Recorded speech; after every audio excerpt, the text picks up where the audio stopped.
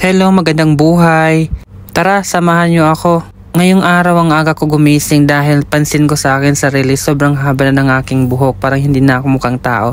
So naisip ko pumunta muna sa pagupitan para maging mukhang tao ulit. So ayun, lumabas na ako tapos mag-lip ako pababa. So habang hinahantay ko ang lip, pansin ko ang hagdanan nakakalula, sobrang taas dahil nga sa 8th floor kami nakatira. Pagbaba mo ng bahay, harap pala namin ay malaking mosque.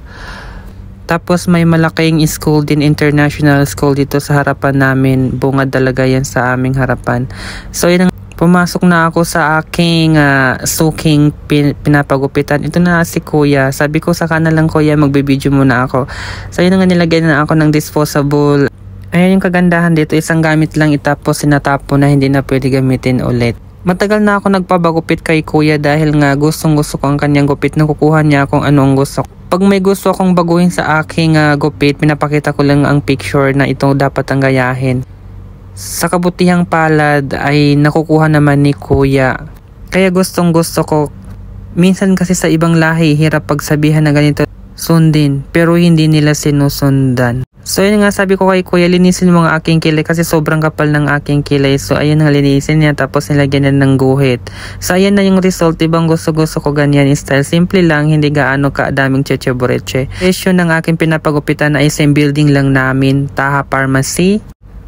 So ito yung loob niya, napakasimple lang. Sobrang busy nila. Pagdating ko nga, sobrang daming tao. Naghihintay pa ako ng mga ilang minutes before ako nagpagupit. So ayun na nga, maraming salamat. Hindi rin nakakaboring maghintay dito nga dahil nga sobrang lakas ng wifi dito. So ito opposite ng Parco Supermarket, tapos NMC Hospital, Alpala Street.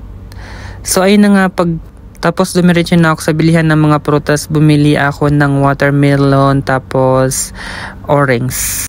Kasi natatakam ako ng orange at saka watermelon. Ang tamis ng watermelon nila, murang-mura lang. Bye! See you!